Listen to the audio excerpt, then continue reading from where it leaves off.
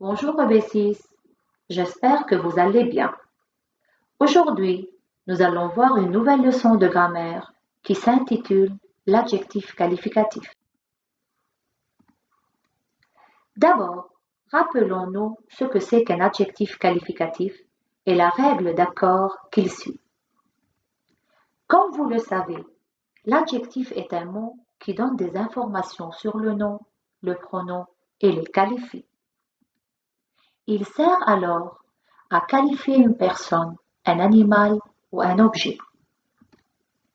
Et il s'accorde en genre et en nombre avec le nom auquel il se rapporte. EB6. Vérifiez vos connaissances maintenant à travers l'exemple suivant. Un événement historique est à signaler. Question 1.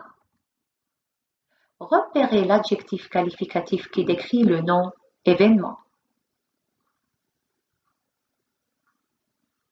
Bravo, c'est historique. Question 2. Comment avez-vous réussi à le trouver? Oui, c'est juste, en posant la question comment à partir du nom décrit. Donc, à travers la question comment l'événement est-il, vous avez pu repérer l'adjectif historique. EB6. Ici, l'adjectif historique donne une information sur le nom événement. Question 3.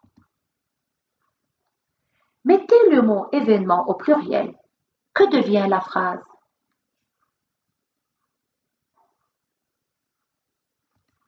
Juste, elle devient les événements historiques sont à signaler. Question 4. Pourquoi avez-vous modifié l'orthographe du mot historique?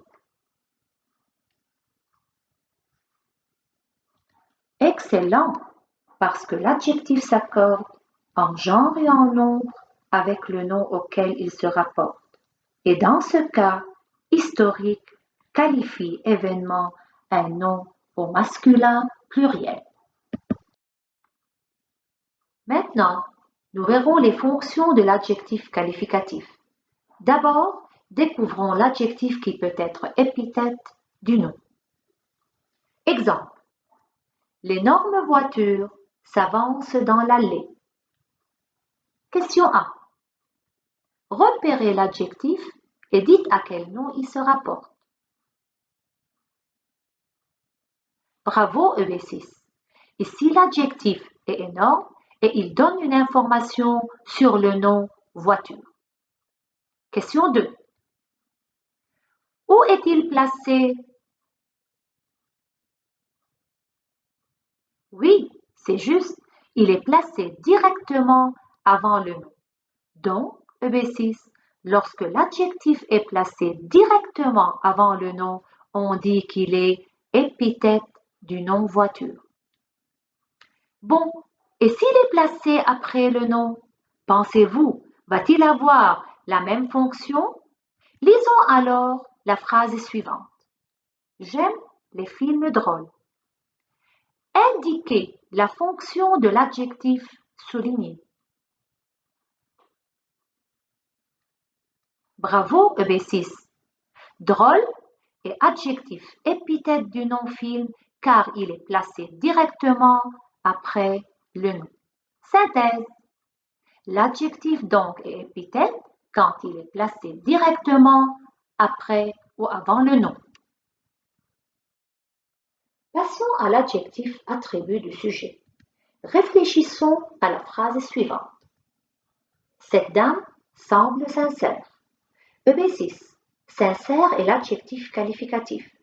Pour trouver sa fonction, répondez à ces deux questions. Question 1. Comment est la dame? Bravo, sincère. Question 2. Qui est sincère? La dame, c'est juste. Question 3. Alors, l'adjectif est-il placé près du nom qu'il qualifie? Bien sûr que non. Comme vous le voyez alors, l'adjectif est séparé du nom par le verbe semble, qui est un verbe d'état. Donc, l'adjectif dans ce cas est attribut du sujet set down. Synthèse. L'adjectif est toujours attribut du sujet quand il est séparé du nom par un verbe d'état ou un verbe attributif. Rappel EB6, les verbes d'état vus en classe sont être, paraître, sembler, devenir, rester, demeurer, avoir l'air, etc. Enfin, découvrons l'adjectif apposé. Exemple. Courageuse, la fille surmonte les difficultés. Pierre malade s'enferme dans sa chambre. Question 1. Dans ces deux phrases, relevez les adjectifs qualificatifs. Bravo, courageuse et malade. Question 2. Par quel signe de ponctuation les adjectifs sont-ils séparés du nom qu'ils qualifient? C'est génial, par une virgule. Et c'est très clair dans la phrase.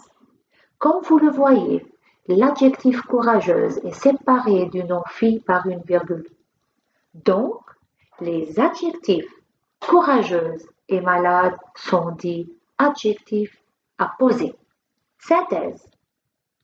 L'adjectif apposé est toujours séparé du nom qu'il qualifie par une virgule. Enfin, faisons la mise au point. L'adjectif qualificatif est un mot qui donne une information sur un nom ou un pronom. Les fonctions d'un adjectif. Il est épithète du nom s'il est placé directement après ou avant le nom qu'il qualifie. Il est attribut du sujet s'il est séparé du nom par un verbe d'état. Il est apposé s'il est séparé du nom qu'il qualifie par une virgule. L'adjectif s'accorde toujours en genre et en nombre avec le nom qu'il qualifie. Je vous invite maintenant à traiter ces deux exercices. Merci pour votre attention et à la prochaine.